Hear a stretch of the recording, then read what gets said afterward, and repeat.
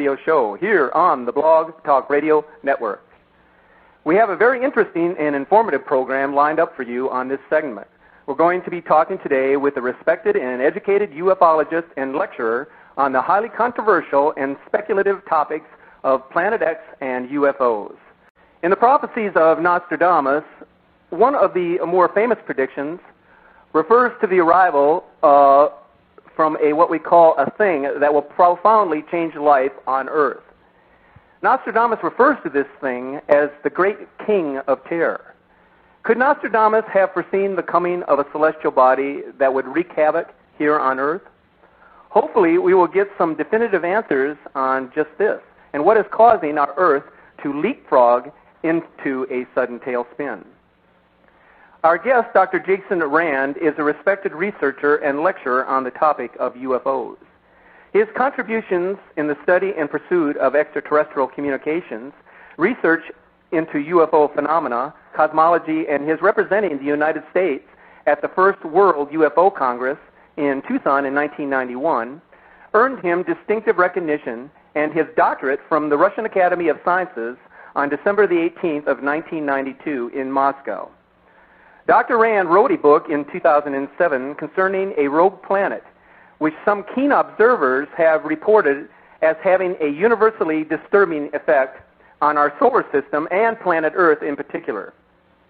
The Return of Planet X is an educational, informational source examining all aspects of this controversial subject, including the record of X's ancient science of prophecy, its phantom astronomy, forbidden archaeology, and the signs of its approach.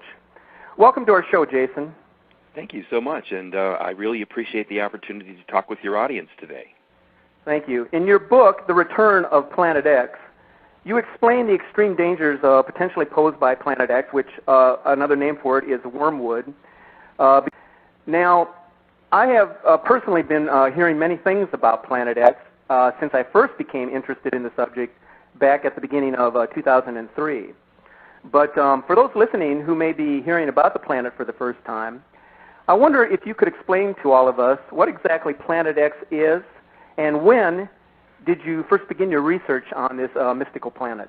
All right. First of all, let's define what a brown dwarf star is. A brown dwarf star is usually a smaller celestial body that is either a failed or an unignited fusion sun. Our sun is a fusion sun. It creates heat and energy. That's what keeps us alive here on planet Earth. Now, we believe that, I'm going to jump back and forth here, but I'm going to answer all four questions in this one explanation. We believe that about 4.5 to 5 billion years ago, during the formation of our solar system, which we believe, according to our research and, of course, Sumerian technology and information and philosophy and sciences, all indicate that there were 12 planets originally formed in our solar system. 12, not the 9 we have. And that about 4.5 to 5 billion years ago, a very, very large errant object, possibly a huge asteroid, a gigantic asteroid, crashed into one of the 12 planets, which was called Marduk, according to Sumerian cosmology, Marduk. And when this collision occurred, Marduk shattered into billions of pieces, some very large, some much smaller, and most of the debris that came off of Marduk was what eventually formed, they believe, our asteroid belt. All right? Okay. All right, so far so good. Now, a large piece of this planet, this Marduk, apparently flew off into space, and it happened to collide head-on with this little baby sun, this unignited fusion sun, which was still in its infancy, as captured by the gravity of our sun, all right? And it hit it at such an angle that it knocked it completely out of its regular orbit. Okay, we have to jump for a second. All of the planets in our solar system rotate in a counterclockwise motion. Just envision that. In other words, all of the planets are circling the sun in a counterclockwise motion. So we're talking about an elliptical plane then, right? Yes, okay. Exactly. And this particular body, when it was struck, was so impacted that it spun it out in an almost 180-degree trajectory, which then sent it on a clockwise motion around the sun rather than a counterclockwise. And that it hit it so hard that it knocked it into a very elongated, between 3,600 and 4,000 year orbit way out into the deep reaches of space, way beyond Pluto, way, way out there, and then coming back and circling back. And we think, at least the theory in our book, and now substantiated, by the way, did you know that there are over 100 books out on Planet X right now? And Really? Yes, but I'm pleased to say that we were one of the first ones, not the first one, to be able to get to press and get it into distribution before this phenomenon really hit the Internet, because this was a 7-year project in the making. All right. So this celestial object gets knocked out into this huge elliptical orbit. Imagine, Steve, if you had a very large rubber band and you gripped it at both ends and you pulled it in opposite directions, what you'd create is an imaginary elliptical orbit. That's what it looks like. Okay? So, at every 3,600 to 4,000 years, we believe this physical object, this unborn sun, this smoldering brown dwarf planet, it could be the size of our moon, it could be the size of the Earth, it could be even larger. That I'm not able to affirm one way or the other. It is certainly as large as the moon in any event because of its mass and what it's already creating throughout its approach into our solar system. Okay? I had actually heard that it might be as much as 4 times the size of the Earth. It could, yes. Its which mass, would put it in comparison with the planet Jupiter. Is that correct? Jupiter, yes, that is absolutely correct. I mean, that would be its extreme. Personally, I think it's somewhere in between. But let's go on back to its oncoming passage. Okay. All right. So we believe, according to the research in our book, and by the last time this object came through, at least according to the research that we did. By the way, we had to read 2,000 books over a period of 7 years, and I've referenced all those books with reference points throughout our book, so that a person could go back and check the information. We found out that it's now believed that the last time Planet X, the object we're talking about, this brown dwarf star, this mystery object coming from space, the last time it came through, we believe, was in the year 1447 BCE, before the Common Era, which means before Christ. And it just happens to coincide with the Exodus, when Moses was leading the Israelites out of Egypt. They were in bondage for 400 years under Pharaoh.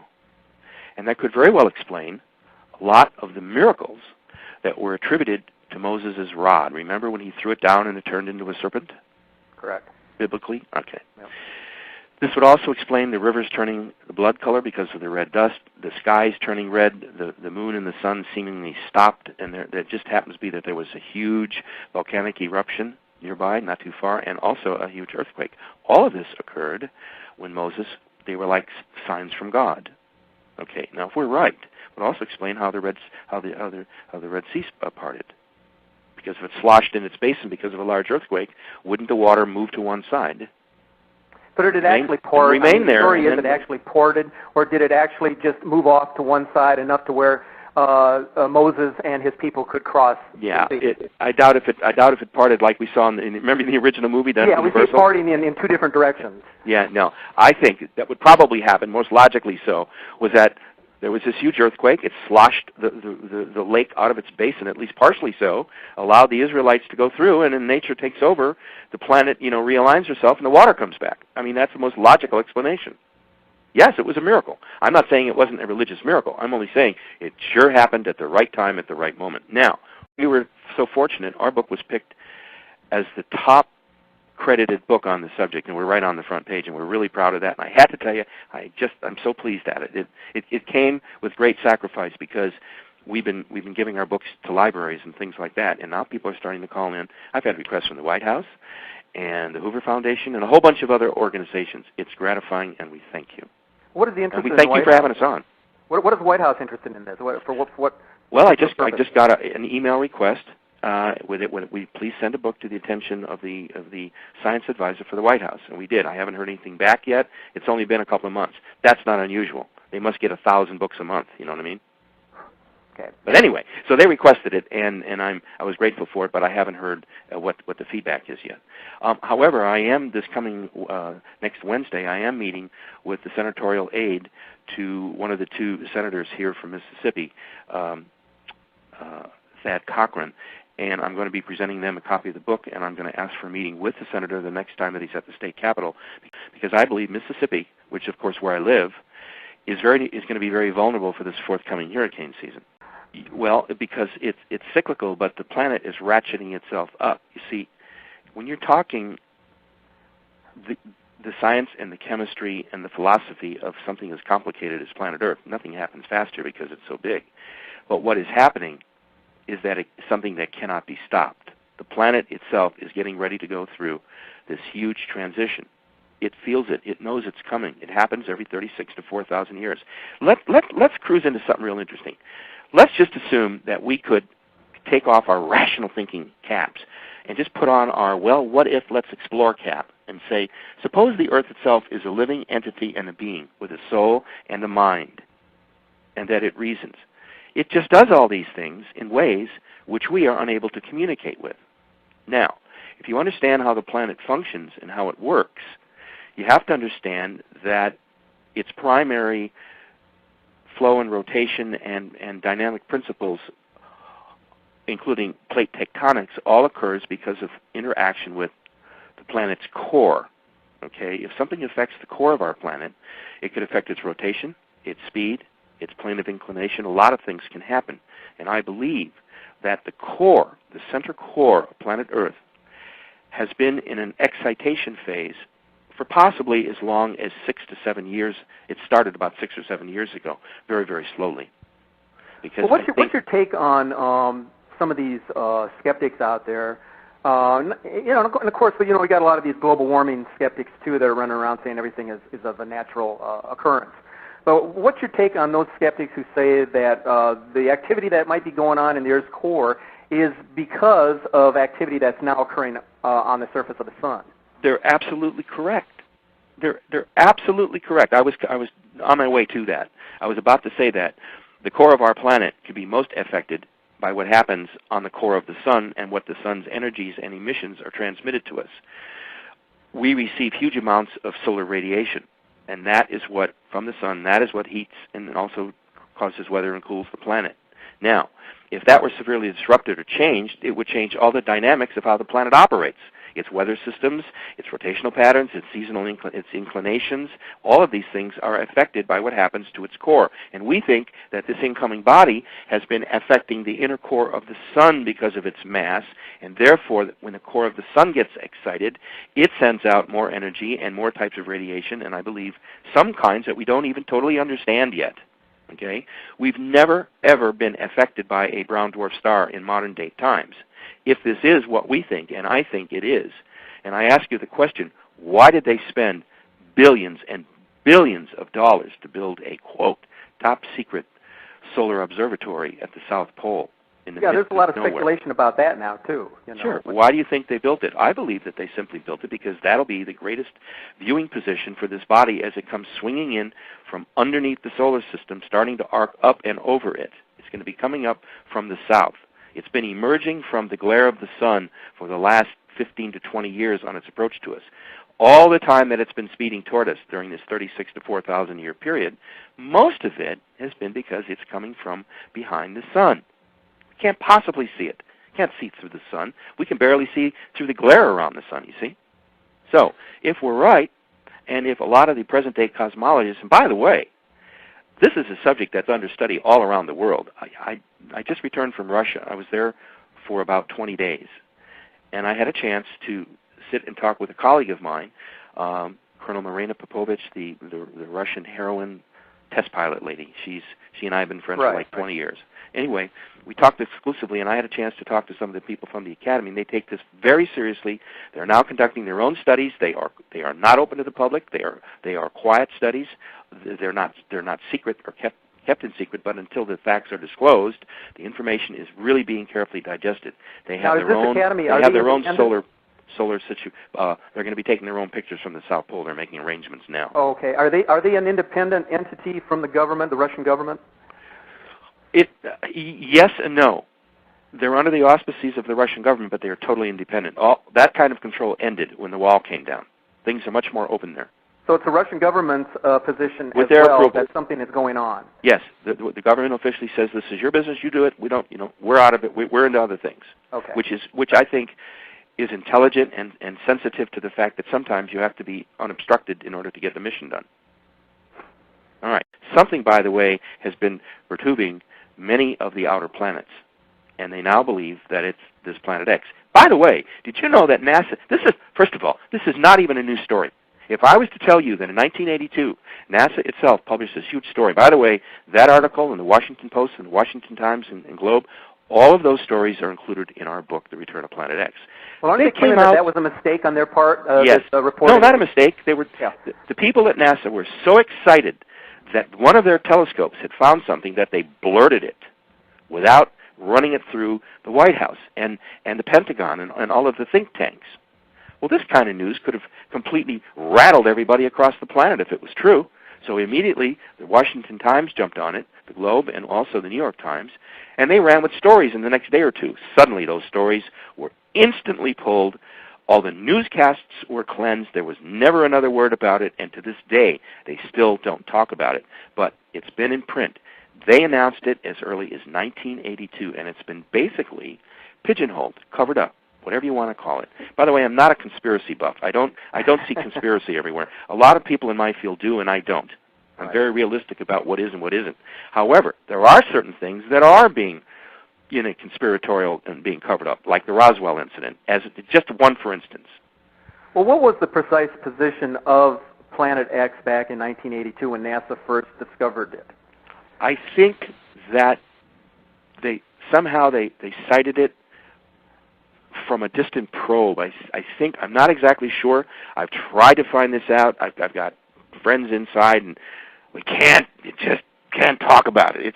It is so weird and so dark a subject to them because they know that there's nothing we can do about it. See, I guess the reason they don't want to talk about it is there's nothing they can really do about it. Remember the movie Armageddon when they sent out the two spaceships? Right. That's not right. I didn't mean. It's not feasible. It doesn't work that way. We wouldn't have enough resources to launch 3 vehicles if we had to, okay? But the point is, I guess what they're doing is they're slowly getting the government ready. Now, I will say that. I think that if there's a conspiracy going on to cover it up, I also have to say that I think they're smart enough to know.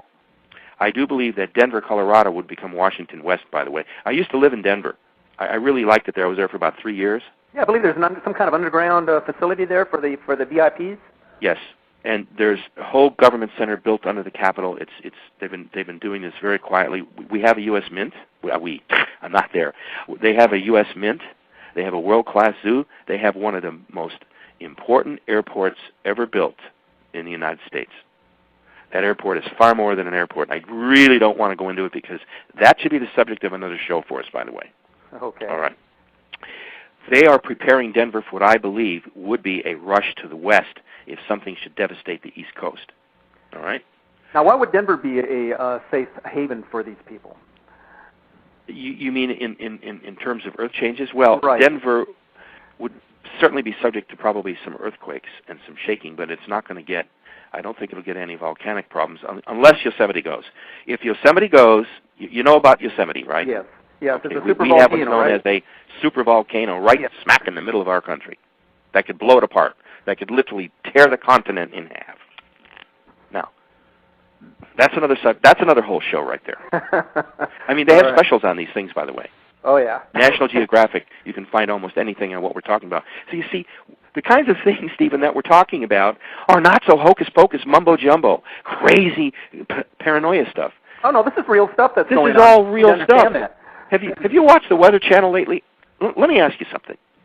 It used to be when you turned on the Weather Channel, what you had was a really interesting of banter and chit-chat and talk about this and that, and it's raining here and it's thundering over there.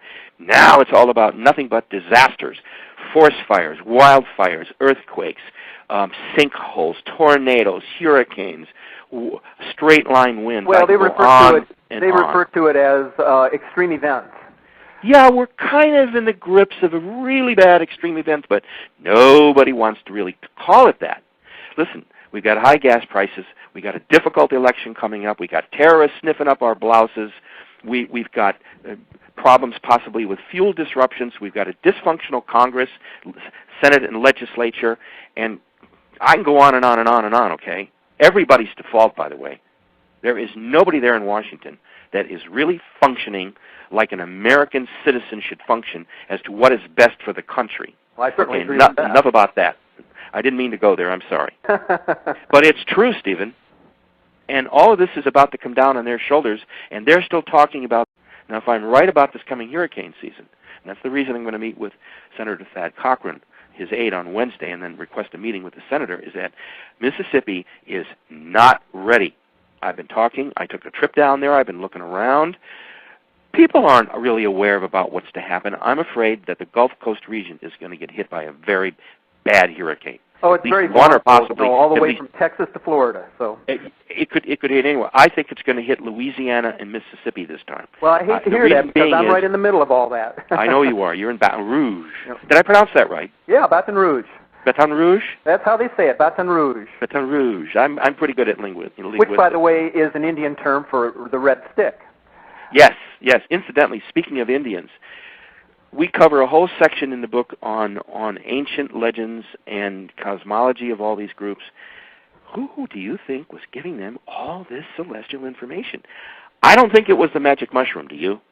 I think they were getting hard information from extraterrestrial beings that are probably 500,000 years ahead of us in evolution and in technology. I mean, that's another whole show. As a child, I was on a ship at age 11 up in Canada. It's long and involved, and it was just meant to let you know that I know these things are real. That's what set me on my course to write this book in the first place. I was shown at age 11 in 1950 a complete display when I was on the ship. They wanted me, I was part of a group of children that they were harvesting, meaning that they were investing in having experiences with us mentally and spiritually. And I would go on OBEs. You know what an out-of-body experience is? Oh, yes. Mm-hmm. Okay. I used to go out at age 5, 6, 7, and 8 in OBEs that they would let me remember. And I was going to this big classroom setting where there were thousands of other children, just like myself, all happy and healthy. And we were like being scanned to find out if we would like to participate in help and to be helpmates for humanity. In other words, AIDS. The reason I wrote this book was not to scare anybody. It was to tell everybody, we got to do this. Let's put our gloves on. Let's get to work. We got a lot to do. There's going to be a lot happening to the planet. I believe there's going to be a huge exodus. I believe there's going to be a huge liftoff by the ETs of billions and billions of people who are mentally, spiritually, and physically tuned to the planet and understand the dynamics of metaphysics. Well, we're seeing more and more of that every day. In fact, there was something that just happened the other day in Devon, in UK. A number of people saw several UFOs flying around in a 45-degree angle. Yes. And said it was the most unusual thing they have ever seen in their entire lives. One of the things I'm going to predict, let's go public on your show, okay? I'm predicting as of today that we are going to be seeing a gradual but surely increasing rate of UFO sightings, landings, contacts, and communications. And I think we're starting to just now begin to see it form. What is it that are the aliens trying to communicate with us to warn us of what's about to happen, or what is their specific purpose in showing themselves? All of the above. You hit right on it. The crop circle thing. If people really understood what crop circles are all about now, let's throw away the fakers and let's throw away the little guys that run around with broomsticks. Those are not what I'm talking about.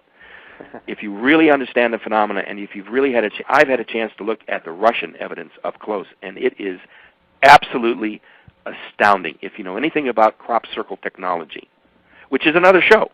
Here we go again. Absolutely. All right. Everything's another show, correct? Absolutely. Well, do you realize the kind of ground you and I are covering in this time right now? I feel like I feel this. By the way, this is how I conduct a lot of my lectures. It's kind of free for all with the audience, and by the time we get rolling, the information starts coming as it's coming now. But let's go back to answering your question specifically about the ETs. Okay. Yes, of course they're communicating with us. They've never not been communicating with us. If you understand anything about the field of ufology, it's still considered to be very, very controversial. And you know what, Stephen?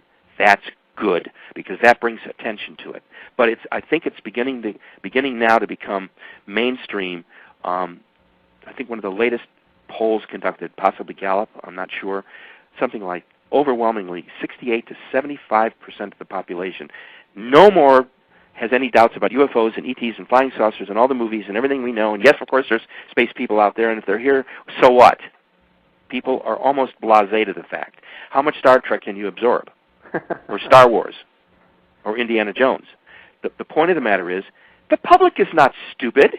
The public has been seeing science fiction UFO movies since the early 1950s. Remember the day the Earth stood still?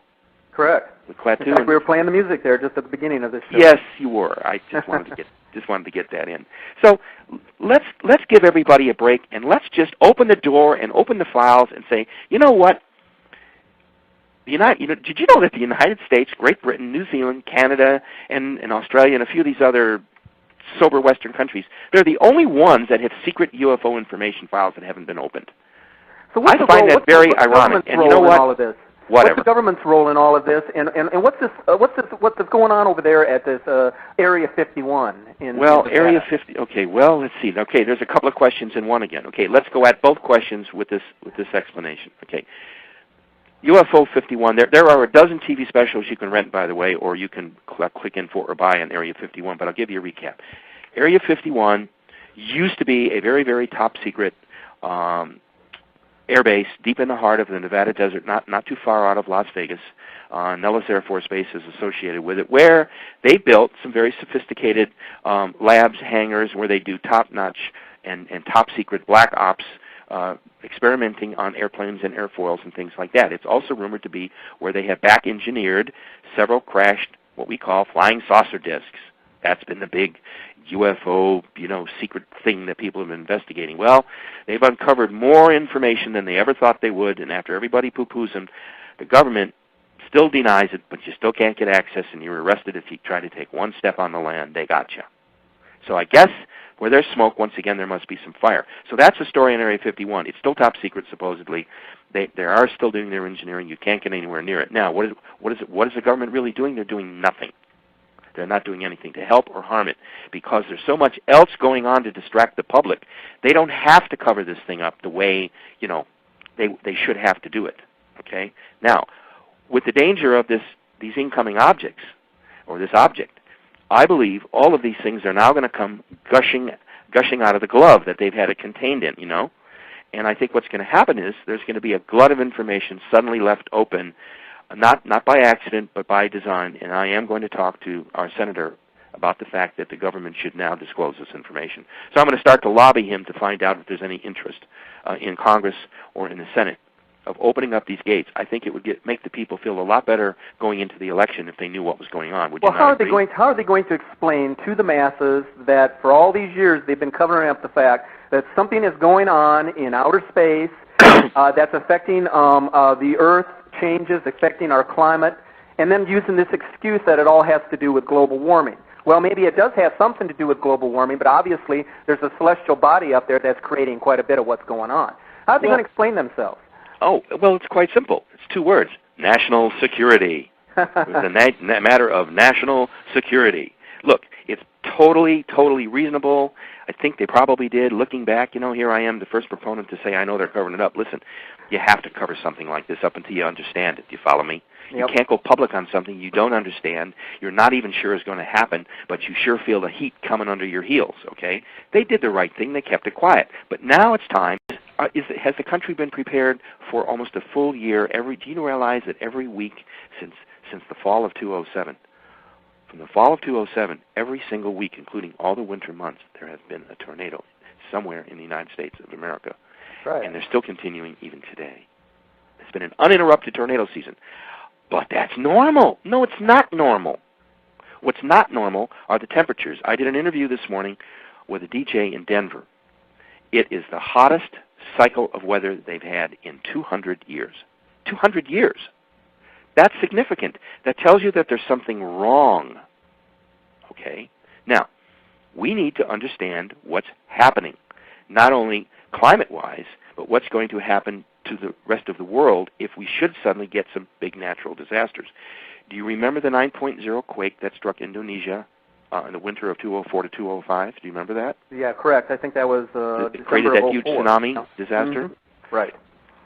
Stephen, consider this: over 250,000 people died instantly in 45 seconds. That's right. In 45 minutes. In 45 minutes. That's how long it took for the waves to arrive, correct? Right. To the various locations. It wasn't just one location. It hit in numerous locations. Right. So mostly within the Indian Ocean, correct? Yes. Mm-hmm. The point of even bringing this up is the fact that we're not prepared. we're not even thinking about it. We're too concerned about the election, which we should be anyway. But the point is, this is all about to come down on our shoulders. Now, we've got to start thinking rationally about what we're doing, and that's another reason why I wrote the book, -x.com. Interesting, can I tell you a really quick funny something? I've got a section on my website where I put on what was sent to me, a submission by a guy who insists that the Earth's inclination is now beginning to tilt. And he's got all the dynamics, so he sent me a beautiful graphic, so I put it up. And suddenly it disappeared last week, and there was a sign that came up that said, deceased. Oh, Lord. I think the government had a little fun with me at my expense. So I'm getting ready to reload, and I'm going to talk to the senator about this, too. Isn't that cute? See, they don't want to talk about anything that might suggest that there's something wrong. Well, I do believe we are tilting. I believe the tilt has already started. Let me ask you something about this tilt. Do you think that maybe this has something to do with the fluctuation in weather that's occurring, whereas in Canada right now it's as hot as hell, or in some other part of the country it's as cold as can be right now? Oh, sure. Everything's tipsy-topsy-turvy. Nothing's working right. The inner core of our planet is being heated up and excited by the core of the sun. The sun itself is doing it. And as so, I believe it's starting to spin faster. See, I think that the amount of radiation and energy that is exciting the core of our planet, this is what is causing it to speed up. And as it speeds up, it heats up. And therefore, I believe that it's starting now to send lava out to all the volcanic mounts. I think that we are in the process of having the planet come alive like it was designed to do to rebuild itself. You see where I'm going with this? Right. Yep. I think we're going to a series of huge earthquakes and volcanic events. And I think it's what the planet would normally be doing anyway because of the return of this object. Now, it does so happen that it happens to coincide with a lot of religious thinking, especially the evangelicals. They believe that we are now at the end times. And I believe that we are definitely at some kind of end time operation for this planet the way it's now functioning. What's the Vatican's we're about to hit the wall. What's the Vatican's position on this? I understand they have a telescope mounted somewhere in Arizona? No, they've got 3 or 4 of them all around the world. The Arizona one is probably your most expensive, and the one that's fitted with the infrared. But you see, that's off limits. That is top secret. No one gets in, and no one has access. That's it. Period. As are all their other observatories. What's their position? Well, let me jump back. I've had a chance to talk to somebody who spoke to the last remaining survivor of the 3 Portuguese children who witnessed the miracle at Fatima. Okay. Mm-hmm. I think it was Jacinta. One of the 2 girls recently died, but I have a dear friend who had a chance to sit and talk with her at the Vatican. By the way, they brought her into. She's been virtually living at the Vatican now for dozens of years. She was immediately. Well, I wasn't aware of that. She was immediately taken out of. And probably for her own good. I'm not saying anything sinister like that. Right. It was probably for her own good, so she could be tended to, her needs, her health, and things of that nature. Because she was an average peasant person. Okay. Now, her and my friend's understanding is that the 3rd secret of Fatima had to do with the return of this planetary body called wormwood, and that it would affect the Vatican and every structure in the Vatican, and it would definitely impact the Church's survival itself, the very survival of the Church itself, and that they should have been getting ready for this. Now, maybe they have, and maybe they haven't been getting ready, but the Vatican knows a heck of a lot more than they're telling us. So you see, it's one big kind of, I don't want to use the word conspiracy, but nobody talks about it. Why? Because everybody knows that what's coming is inevitable.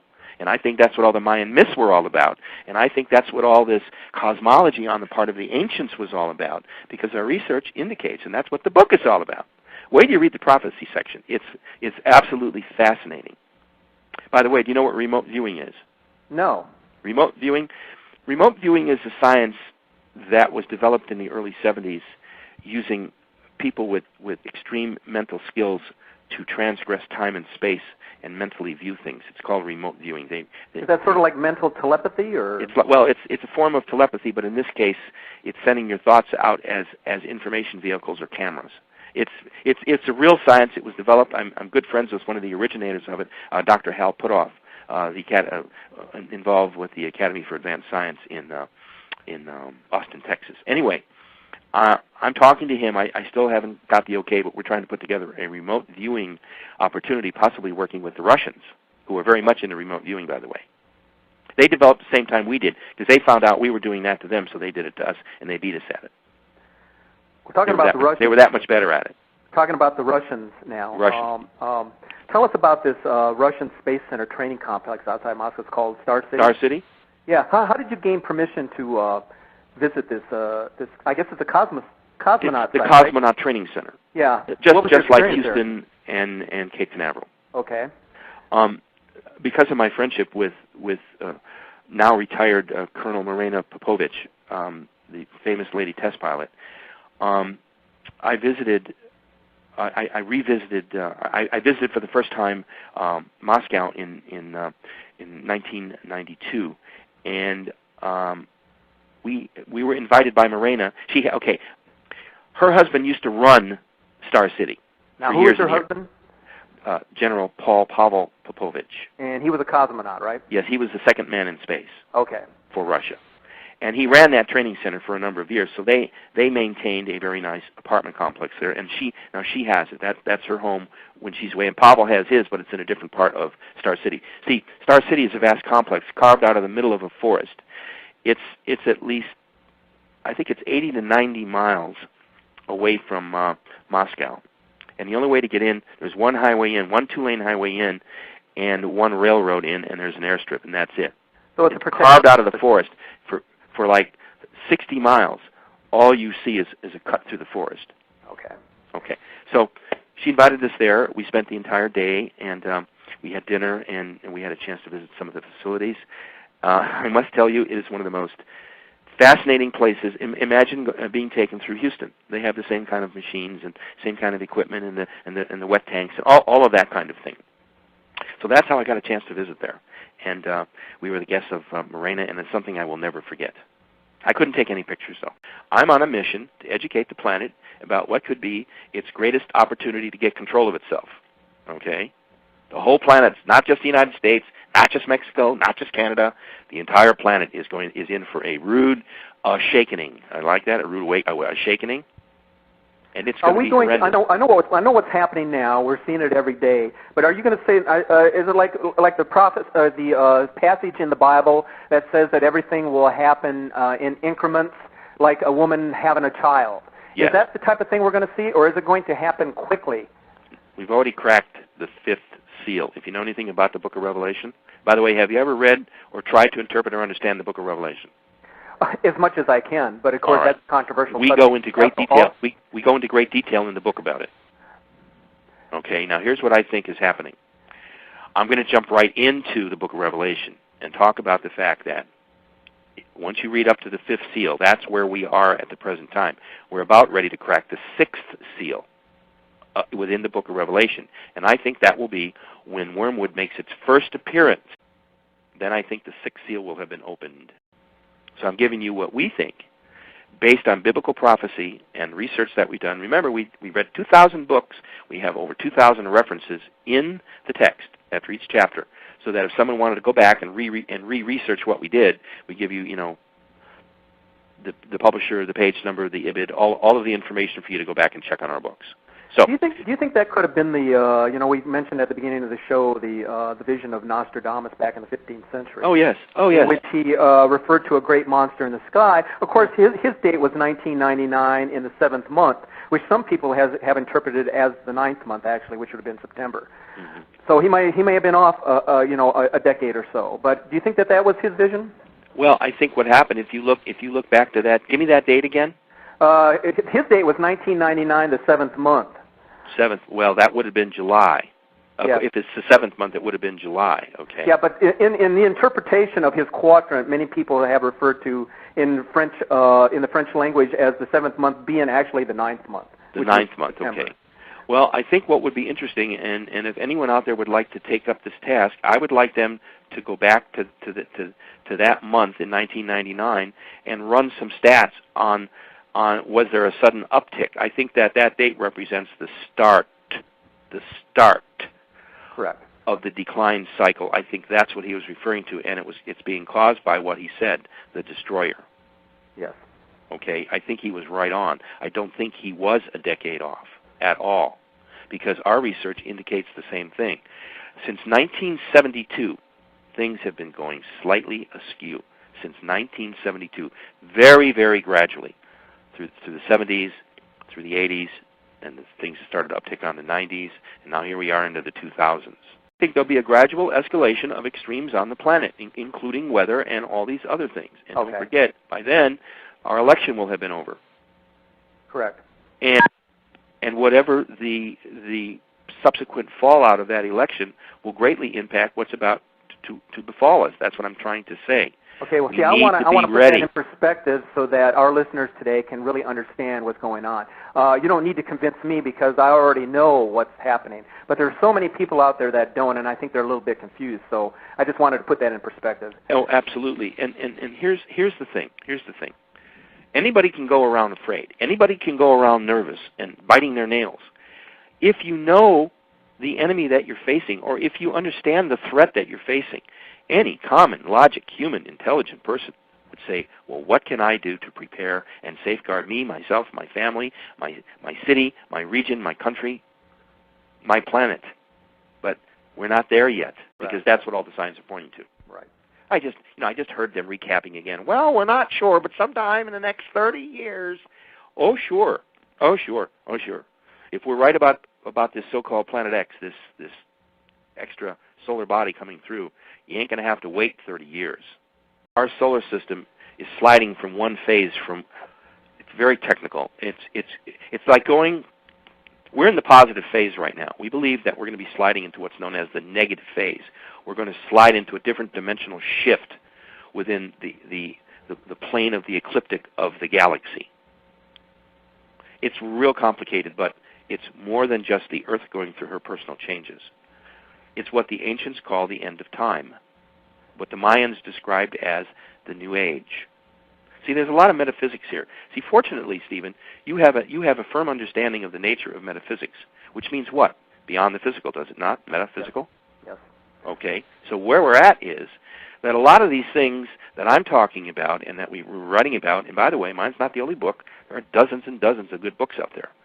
But we've all seemed to hit on the same theme in that something's really, really wrong, and if something's really, really wrong, what's causing it? Well, we already know what's causing it. NASA knew back in 1982 what was causing it. It's just that we now have to step out from behind we're not sure what we're going to tell you is going to happen, and I think that what we need to do is just let everybody know that we're in for some rough times. So we need to start getting prepared.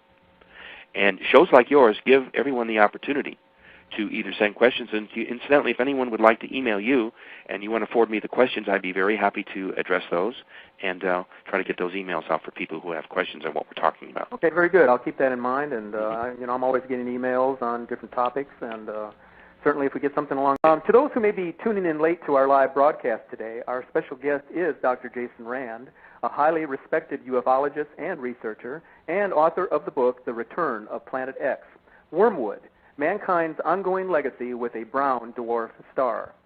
Jason Q. Rand has authored 3 books, including The Extraterrestrial Hypothesis, The Cosmic Blueprint for After, and The Reality Engineer. Dr. Rand travels widely, establishing close ties with his fellow ufologists and paranormal researchers, especially in Russia, where Rand has close ties with Lieutenant Colonel Marina Popovich and her former husband, Army General Pavel Popovich, who both live in Moscow. Marino and Pavel remain active in the UFL field representing Russia.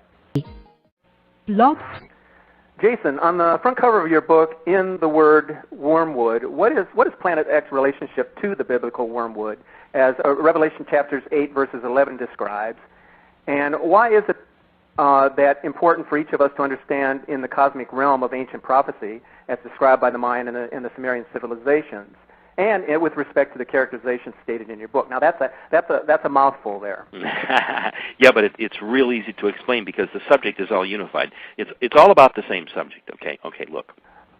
First of all, we believe that wormwood, as attributed to in chapter 8, verse 11, where it says, and the name of the star was wormwood, is because we believe that it is the same biblical entity, wormwood is the brown dwarf star that's inbound.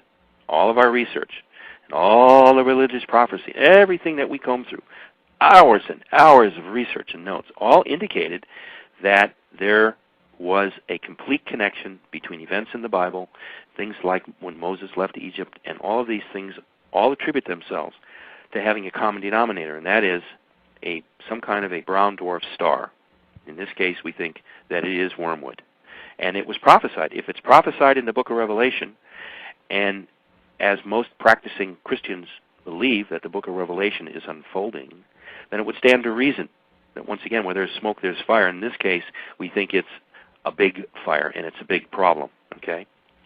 So that answers what we think wormwood is.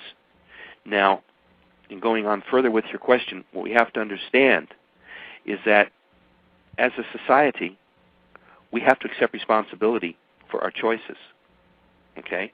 And so there's enough information out there. Are we all crazy? Are we all just not right in the head? Are we all imagining all these things happening? I think not, because the literature and the science and the history all points to reality. And I think it's an exciting time to be alive, Stephen. You're going to be on this planet as it goes through one of its greatest transitions in the history of mankind, in the history of the planet itself. When all these former ages came and went, there were very few people on the planet. You realize that. It's only been about the last 15 to 25,000 years, or maybe a little bit further back, that we've really had the kind of thing that humanoids bring to the planet. Yeah, there was lots of animals, lots of ages, and lots of very strange animals, but we're talking about, the idea of Homo sapien at the end here. So we're about ready to see something transpire with almost 7 billion people now on the face of the planet, which we never had before. So we're about ready to see a great experiment. And the experiment simply pits man against nature. I know that sounds kind of rough, but, it's always been that way, That's correct. And throughout history, there have been whole civilizations wiped out by volcanic eruptions and earthquakes and the supposed demise of Atlantis and all of these things. The research that we did opened me up to understand that I really knew very little before I cracked into the subject. I mean, I had read lots of books on it, but until I sat down and did the research myself, digging facts out, it was just absolutely frightening at how everything that was happening today points exactly to what happened before with other civilizations and other time periods and other catastrophes. Except that the situation was there were very few humans around. Did I hit those 2 points for you? Yeah, you did. I was going to ask you a question regarding, we're talking about mankind's existence here on Earth in the last 20,000 or so years. And we're giving general terms and periods. I mean, rather than try to give specifics. It's 15, 20, 25,000 years ago. I think the question that a lot of people have asked previously regarding our existence is, are we a hybrid civilization that was created from a alien entity, or did we come from another planet and accidentally end up here? Ooh, boy, that's a really loaded subject. I suppose there's several different ways. Almost any answer that I give other than a pure act of God, and I'm not saying it wasn't, the mere fact that we've come through various periods and seemingly have advanced in different stages. I mean, we can't look back into a subject like anthropology and not understand exactly what went on with the evolution of mankind. Now, everybody argues, well, were we created or did we evolve? Well, anything that evolves has to be created, correct? That's correct. You can't.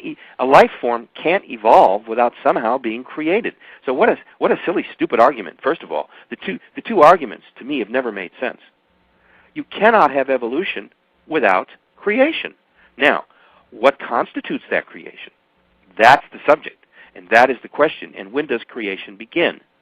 Well, these are questions that I think that are still beyond man's understanding. Exactly what creation involves. Because we weren't there, we don't know. However, when it comes to mankind and humankind, I think it's safe to say that if we did evolve, we certainly had help along the way. Okay? My understanding from my UFO research indicates that there may be as many as 87 known identified extraterrestrial cultures and species out there, aside from what Star Trek showed us. Follow me? Okay. Now, if there are as many as 85 or 87 intelligent, functioning, super advanced cultures, races, and technologies than ours, we ain't so high. So we have a lot to learn and we have a lot to think about, okay? If they found a way to get here, which a lot of them seems that they have found a way to come to and fro, back and forth, we can't even get back to the moon comfortably at this point. You think it's true that there's probably some alien forms that are actually among the masses at this time? Oh, I believe that there are hybrids.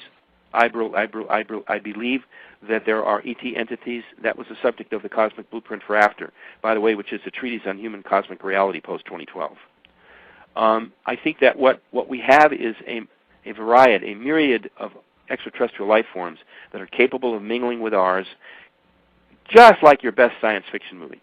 It's not that they take you over. They can assimilate almost any life form that they wish to reassimilate. They're that far ahead of us. So if you feel sometimes that you have someone thinking in your head, you very well may have some form of an extraterrestrial presence doing a mind link or a telepathic communication with you. By the way, many people communicate with ETs telepathically. There are thousands of people out there who have this talent and this capacity. And a lot of them are in Russia, by the way. So would they be blending in for sort of a... for the mission. It's all part of the same goal. Right. That's what I was going to say. Yeah, there's going to be Earth disasters, but they're not going to destroy the planet. They're going to shake it up. They're going to change things around. You know, they're going to make everybody wake up and think. And yes, possibly 1 billion or more people may die. It's inevitable, especially those people along the seacoasts. Look what happened in 2005 in that December-January tidal wave. So what we have to realize is that we have plenty of time to start thinking about it and reading and understanding, and let's get prepared. In the book, there's a whole chapter on self-preparedness. There's a whole sample dietary and food supplement budgets and outlays and menus that will take you through a 3-month to 4-month period. You know, everybody famous says, well, have 3 days of food and water and shelter. Listen, I went through the Northridge quake. I didn't have a home for a week. I bounced around on people's couches, and I even slept in my car. My apartment building, Stephen, was in a wreck. It was in pieces. It was red-tagged. I had to get out because it could have come down at any time. So having 2 or 3 or 4 days is great, but you better have a preliminary place to park it in case your dwelling or your automobile is destroyed. Incidentally, the pantry cabinets out in the back where the cars are parked fell on the hood of my beautiful old Cadillac, and so I even had damage to my automobile to top all the damage in the apartment. What do you say to all these? What do you say to all the people who are living for today? They're into their modern technology, and they're considering the fact that, well, if this thing comes, we're going to lose everything we have. How are we going to start over like they did back in the 16th or 17th century? Well, mankind has been picking himself up by the bootstraps since time began. Okay, look, not everybody is unprepared. See, I don't want it to sound like I think nobody's prepared. I think there are millions of people in this country who understand what's at stake. Certainly a lot of religious groups do. Look at the Mormons. Do you realize the Mormons have supplies for up to 5 years? Oh, yes, I'm quite aware of that. Now, I don't fault that at all. No, absolutely aside from all these Mormon controversies. I think it's a good idea. That's a good idea. They do take care of their families. They look after their communities. I wish more people would act like Mormons act in terms of physical spiritedness and well-being with people. Now, what we need to do is we need to each of us take individual stock. How much food do we have? How much water do we have stashed? Do we have reserves? Set aside some canned food, set aside in a safe place that you could get to other than in your home, you see. You know, do we have a little camping trailer stashed somewhere, you know? Where would we go if we suddenly lost our houses? So we need to understand what's at stake here. If we live on the seacoasts, I strongly advise you having a safety plan. If sudden bad weather or if there was a tsunami alert, that you would be able to have a plan to get out of Dodge. Do you think the government would put us into a martial law state? Instantly. How do you get out when they're blocking off all the major access out of the area? It's really damn tough. I cover it all in the book. I take you all through the stages of martial law, where we're at, when it was erected, who did the signing. I give you a complete review of what the government knows and what they don't know, what they should be doing and what they're not doing. So it's an interesting read. I think that's chapter 10 of your book, correct? Chapter 7. Oh, chapter 7. Okay. Government preparations. All right. All right. Now, I want everybody to understand that there is no such thing as total destruction. There's going to be rough.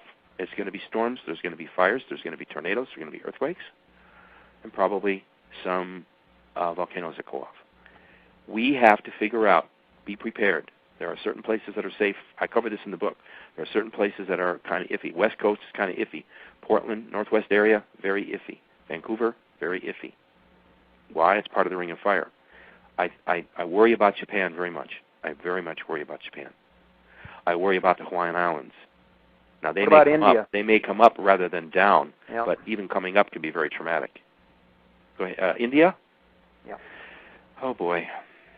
All the third world countries and the newer democratic countries like India, I think they're going to suffer huge losses. A lot of their country is at sea level. I think all of Indonesia, all the island nations are going to be at stake. I fear for Great Britain. I fear for the eastern coast of Europe. I also fear for South America. And quite a bit of that. All the continents are going to be affected. Yep. If there's a huge global slippage and the crusts shift, the continents will shift. There'll be huge tidal waves, thousands of feet high, sweeping across the oceans in mere hours. Well, that was the next question I was going to ask you. How close will Planet X travel towards the Earth as it crosses that solar ecliptic, and then what kind of effect will it have on the pole? Well, there's been so much theory and so much conjecture. I honestly cannot tell you that I know where exactly it's going to come through and emerge. The worst could be that it could come in through the solar system in a clockwise motion against the flow of the planets, possibly coming through between the asteroid belt and Jupiter. Now, that's a far-fledged analogy, but that's where we think it could be coming through. And now, if it does, that what some have referred to as a sort of a retrograde orbit across the solar system? Yes. Okay. Yes, exactly. Now, what we might wind up with is, like I said, a glancing blow. Even it will be destructive. Even anything coming that close outside the solar system is going to affect everything in it. I believe we're already seeing the signs of these Earth changes taking place all around us. The volcanoes, the fire. And, I know it sounds like doom and gloom, and I know it sounds like, oh, my God, but it's happening. It's not that I'm forecasting it. It's happening to us. I'm not making it up. You know what I'm saying? I don't have to invent these things. It just so happens that the subject of the book was well researched, and so therefore it's timely. I will say that, Well, did I answer your last two questions? I want to keep answering your questions. Oh yeah, I was going to ask you though, how does this blend in with what we're hearing today from most of the scientists across the planet, from Al Gore and others about global warming? It's affecting everything that's happening. Let's kick at that. Now, what we're going to be dealing with is the fact that we have a short, limited amount of time in order to get the mechanism rolling. So if your listeners are interested in finding out more, let them know that there are dozens and dozens and hundreds of websites, including Nancy's website, for instance. There are lots of people talking about this phenomenon, not just me. I'm just one of possibly 100,000 people on the planet involved in it. But it's going to take all of us to get the word out, and it'll take inspirational hosts like yourself who are willing to investigate the subject to figure out exactly what is going on. And it's real. It's all happening right before our eyes.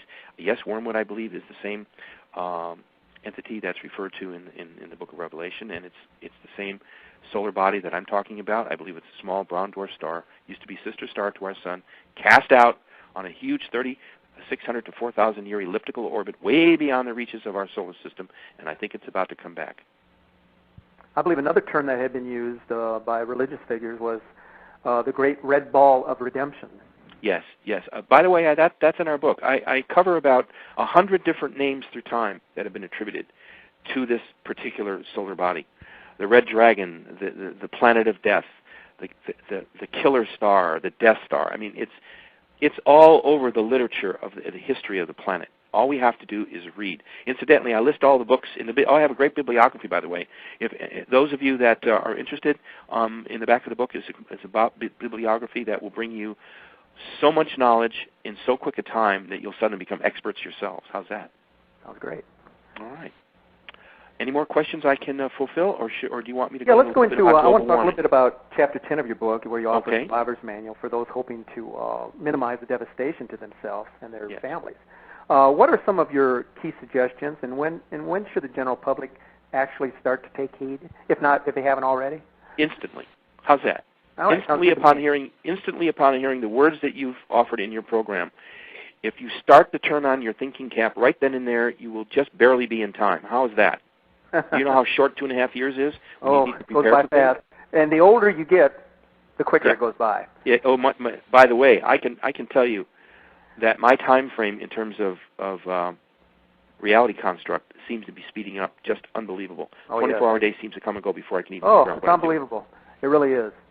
So here's what we need to do. We need to take stock of our individual preparedness. We start with the individual. You, me, Mary, Richard, James, and Sally. All of us need to sit down, clear our minds, and figure out, what would I do if suddenly I was confronted with horrendous news or a real disaster coming at me, or I found that I was in the path of a tornado? What would I do? We have to figure out, first of all, where we live, very methodically. Where do I live? Where are the danger zones in each of the states that I live in? Do I live on a seacoast? Do I live near a large body of water like a lake, like Lake Michigan? Incidentally, Chicago, I was born and raised in Chicago, by the way. Okay. I know the power of Lake Michigan. Can you imagine that sloshing out of its basin, 300, 400, 500 feet high and rushing into downtown Chicago? Well, I don't think there'd be anything left of downtown. There wouldn't be much even to talk about. So, you remember Deep Impact, the movie? Yes. And remember The Day After Tomorrow, the big tidal wave that came crashing into Manhattan? Oh, yes. Okay, well, that's a possibility. I'm not saying it's going to be probable, but anything's possible. That's why these movies were made. By the way, these movies do more to hip the public and to get everyone's thinking cap on than you would ever imagine. Okay, now, we need to individually take stock. Where do I live? Where are my safety zones? Do I live in a secure structure? Do I have emergency supplies? Do I have bandages? Do I have food? Do I have emergency water, medicine? Do I have pet food? Do I have diapers for the baby? Do I have enough medicines for myself? And by the way, you should always keep a stash of coins, nickels, dimes, quarters, pennies, $50. These will become very valuable should the normal currency flow of the country be shut down. You'd have some. You follow me? Yes. Also, small bills, dollar bills and fives. Anything larger, you're a big target. You should have at least $400, $500, $600, $700. I know. Where do I get the extra money? Well, you pinch it. You pinch $5 here and $6 there, and you have change, and then you start to put some bills together, and they should be in a safe, secure, dry environment, possibly inside of 1 or 2 plastic bags. Why? You want to keep the elements away from the money and the coins. Okay. Medicine, enough for at least a month. Enough aspirin, bandages, antiseptic, some alcohol, iodine, things like that. First aid kit. General first aid kit. Yeah. And also get water purification tablets. Now, in the book, I tell you where to find all this stuff. There's a whole chapter devoted to a typical 3-month to 6-month hibernation period of what you would do if you were stuck in your house for 6 months. Now, I know it's not fun to talk about, Steve, but look what's happened to the midsection of this country over the last 12 months with just tornadoes alone. Correct. Even if those people were prepared, the tornado still took out their home. So we have to be prepared for whatever emergencies are coming. Now we're in the middle of a fierce firestorm season in California. Look what's happening to Yellowstone. Not Yellowstone. Yosemite? Yosemite. I'm sorry. I meant to say Yosemite. Yeah. If you've ever been there, it's one of the most beautiful places on Earth. It's awe-inspiring. It's jaw-dropping. I'd hate to lose it. But we have to be understanding that our planet is going through severe changes. Its weather patterns are all screwed up. The seasons are topsy-turvy. The currents in the oceans are being disturbed and changed. The water temperatures. Let's talk about global warming real quick. And we got 2 more minutes? Yeah, we got about 21 minutes left. All right, let's talk about global warming real quick, okay? Now, I'm not a global warming expert. I'm not Al Gore. I don't claim to be, but I have done a little bit of research on it. We have a 4-page spread in our book toward the back where we discuss global warming in earnest. We believe that there is such a thing called global warming. We don't disagree with the theory that there is this phenomenon going on, but what we disagree and what we beg to differ on are the causes of this phenomenon called global warming. Here's what we believe. We believe that the planet is heating up, partially because the core of the planet is heating up. And if you heat the core of the planet, don't you also heat the shell of the planet? Yes? Yes. Have to. And that shell connects to the surface, sometimes under the sea, where the crust of the earth is met by the floor of the sea. Well, that radiates heat up through the water, doesn't it? Of course it does. You ever boiled an egg? You put the gas on or the electricity, and it heats the pan heats the water, and it cooks the egg. Okay. We believe that global warming is being caused probably at least 40 to 50%, which means a 50% increase in the global warming capacity because of the Earth itself. Nothing to do with CO2, nothing to do with mankind. Although we're contributing greatly to the problem, don't get me wrong, mankind is not the sole cause.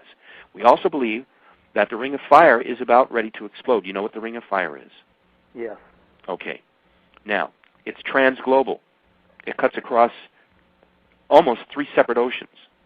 If the Ring of Fire goes, the game is up. It's over. If the Ring of Fire volcanoes explode, even if only 3 or 4 explode, it could cause us a terrible global we're already cooling seeing period. a lot of activity in the Ring of Fire, especially in Indonesia and Yes. some of those islands in the South Pacific. All the Ring of Fire volcanoes are starting to pop. They're starting to shake. They're starting to shimmer. They're starting to power up, because I believe that the core of the planet is injecting, because it's heating up, it's causing more magma flow. Now, there are thousands and thousands of small little baby undersea volcanoes at the base of these big volcanoes that are undersea. Like Kilauea, do you realize how massive the base of Kilauea is? Oh, it's tremendous. Mm-hmm. Several hundred miles in circumference. Yep. Several hundred miles in circumference. And we're seeing more increased lava flow there. Yes, Mauna Loa has been one of the most active volcanoes in modern times. In fact, it's never stopped flowing in recent times. Now, if this is any precursor to what we're to expect, Steve, we're about ready to experience another level of volcanic activity on the planet. Now, if all these little baby volcanoes are in fact venting under the sea, we must know about them. Come on, we've got sensors all over the planet for volcanic eruptions undersea. Why aren't we talking about it? Why aren't we really talking about the causes that may be causing global warming? Okay? I think that the oceans are warming because of the heating up of the oceans from volcanoes and the crust underneath the lava pots. And this would be letting off a lot of methane gas, is that correct? Absolutely, which then contributes to another problem in the atmosphere. You see, Yep. it's multi-lethal no matter how we look at it. And So I what do you think say? What do you say to the reason. United Nations then, who keeps insisting that it's mankind who's to blame for what's happening here on Earth now? Because it's been misunderstood and overlooked and mishandled for so long that there is no escape now. So what are they going to do? Does the United Nations ever take responsibility for anything that goes wrong? Not really. It's always somebody else's fault. Haven't you noticed that? Yes. The very officials that run the United Nations are questionable. We don't want to go there, though, right now, do we? That's not the focus of our thing. Suffice to say, the United Nations has got to get its head screwed on right. It's got to come clean with the public as well. It has to act as a united body for the protection of the planet. If not, then disband it and get rid of it. It's of no value. What they need to do is understand that the whole world right now is threatened. This goes way beyond national borders. Okay?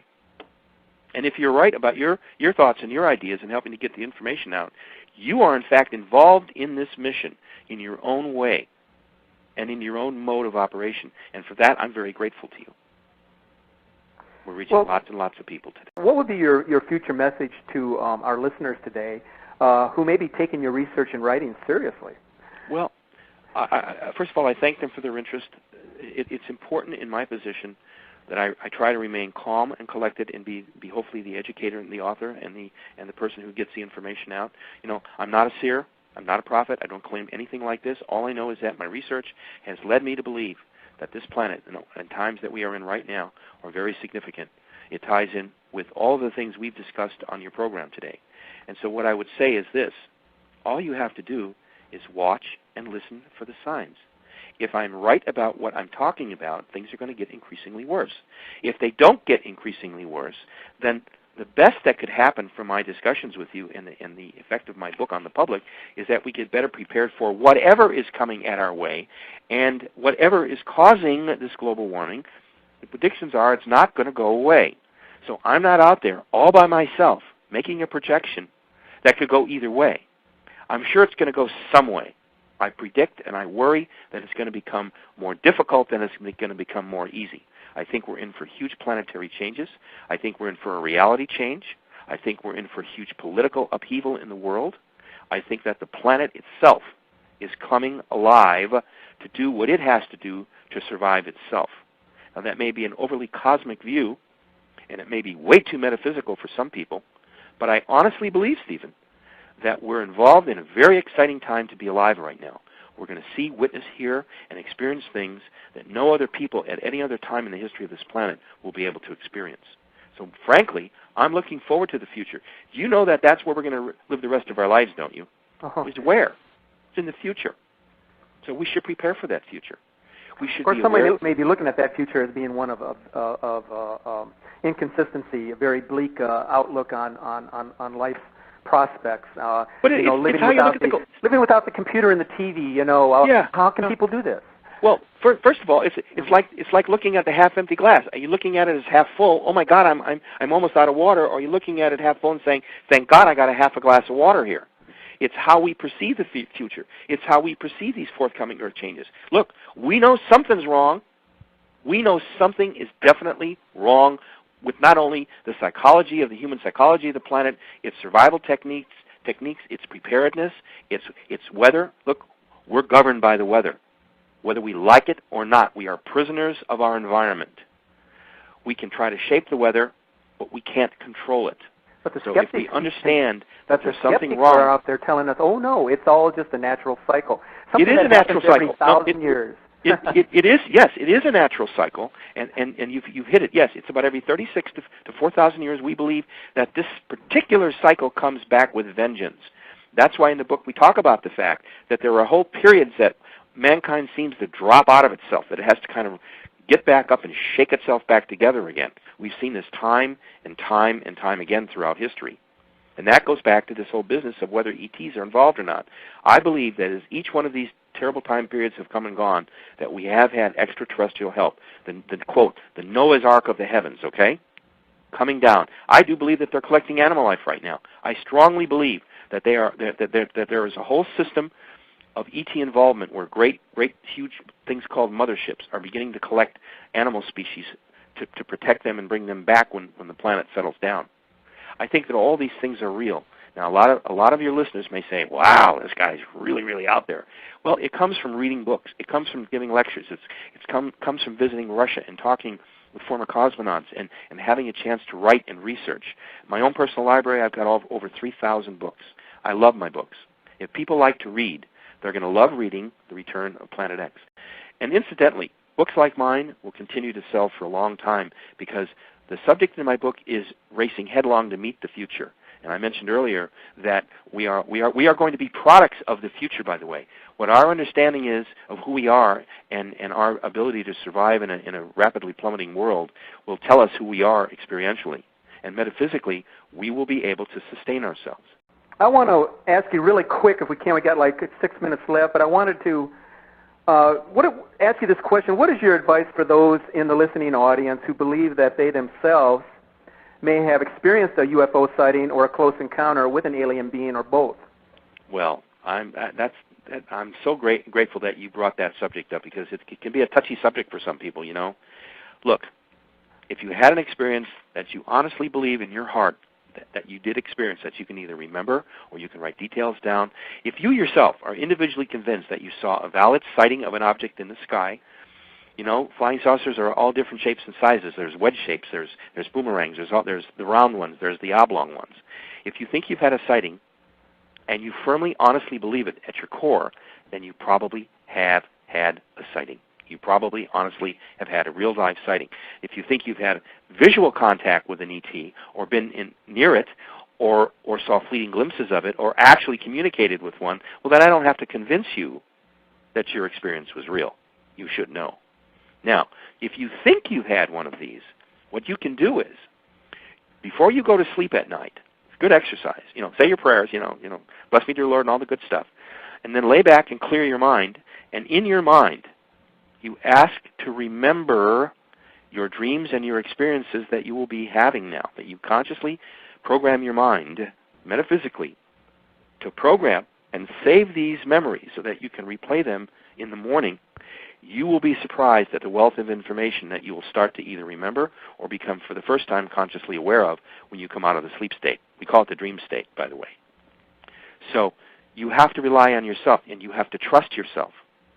And if you're not sure of something and you need to seek information, go to the internet, go to the library, research the information. There's so much information, Stephen, out there right now that there's no reason why anyone should be afraid of these subjects or not understand them or feel that they can't interact with them.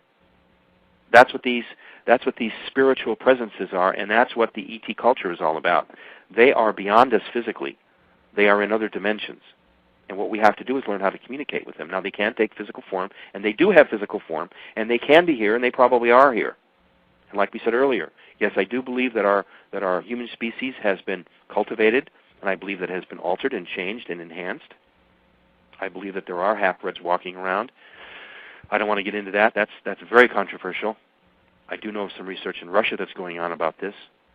So for each individual, the experience is different.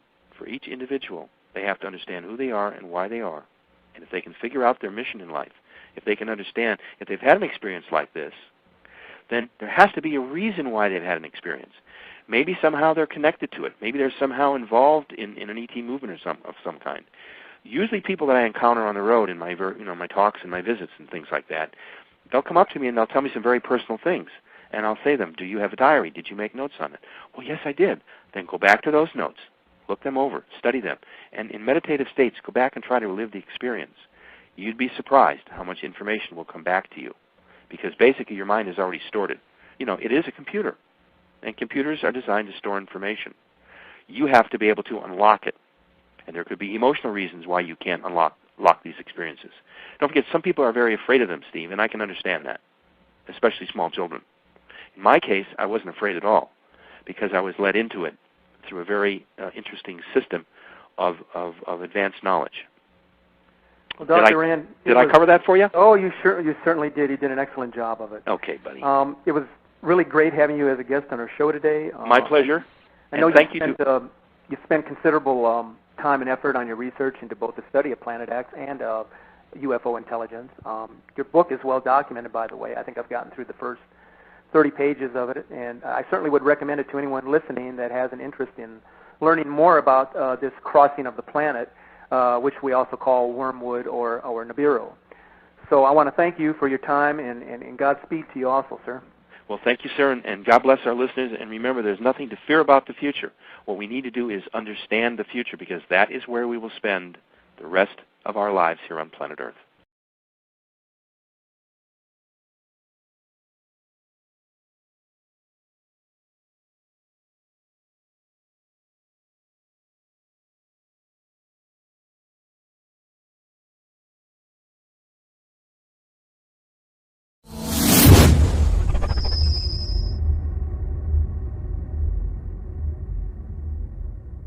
Radio show here on the Blog Talk Radio Network. We have a very interesting and informative program lined up for you on this segment. We're going to be talking today with a respected and educated ufologist and lecturer on the highly controversial and speculative topics of Planet X and UFOs. In the prophecies of Nostradamus, one of the more famous predictions refers to the arrival from what we call a thing that will profoundly change life on Earth. Nostradamus refers to this thing as the Great King of Terror. Could Nostradamus have foreseen the coming of a celestial body that would wreak havoc here on Earth? Hopefully, we will get some definitive answers on just this, and what is causing our Earth to leapfrog into a sudden tailspin. Our guest, Dr. Jason Rand, is a respected researcher and lecturer on the topic of UFOs. His contributions in the study and pursuit of extraterrestrial communications, research into UFO phenomena, cosmology, and his representing the United States at the First World UFO Congress in Tucson in 1991, earned him distinctive recognition and his doctorate from the Russian Academy of Sciences on December the 18th of 1992 in Moscow. Dr. Rand wrote a book in 2007 concerning a rogue planet, which some keen observers have reported as having a universally disturbing effect on our solar system and planet Earth in particular. The Return of Planet X is an educational, informational source examining all aspects of this controversial subject, including the record of X's ancient science of prophecy, its phantom astronomy, forbidden archaeology, and the signs of its approach. Welcome to our show, Jason. Thank you so much, and I really appreciate the opportunity to talk with your audience today. Thank you. In your book, The Return of Planet X, you explain the extreme dangers potentially posed by Planet X, which another name for it is wormwood. Now, I have personally been hearing many things about Planet X since I first became interested in the subject back at the beginning of 2003. But for those listening who may be hearing about the planet for the first time, I wonder if you could explain to all of us what exactly Planet X is, and when did you first begin your research on this mystical planet? All right. First of all, let's define what a brown dwarf star is.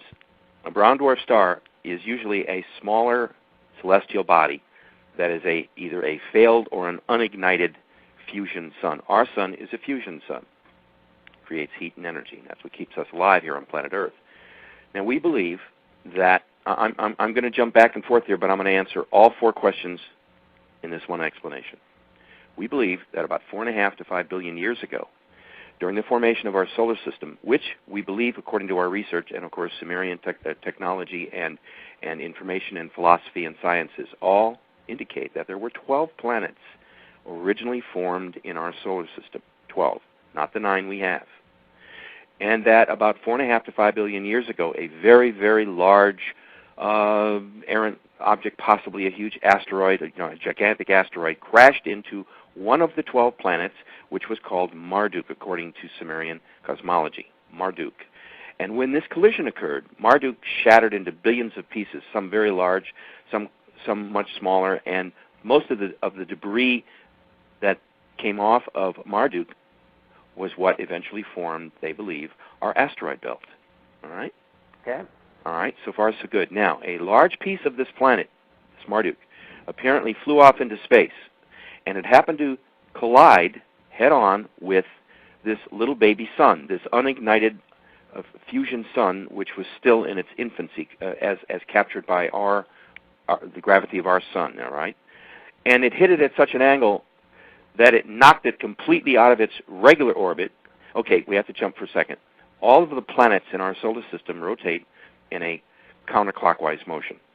Just envision that. In other words, all of the planets are circling the sun in a counterclockwise motion. So we're talking about an elliptical plane then, right? Yes, okay. Exactly. And this particular body, when it was struck, was so impacted that it spun it out in an almost 180-degree trajectory, which then sent it on a clockwise motion around the sun rather than a counterclockwise. And that it hit it so hard that it knocked it into a very elongated, between 3,600 and 4,000 year orbit, way out into the deep reaches of space, way beyond Pluto, way out there, and then coming back and circling back. And we think, at least the theory in our book, and now substantiated, by the way, did you know that there are over 100 books out on Planet X right now? And Really? Yes, but I'm pleased to say that we were one of the first ones, not the first one, to be able to get to press and get it into distribution before this phenomenon really hit the Internet, because this was a 7-year project in the making. All right. So this celestial object gets knocked out into this huge elliptical orbit.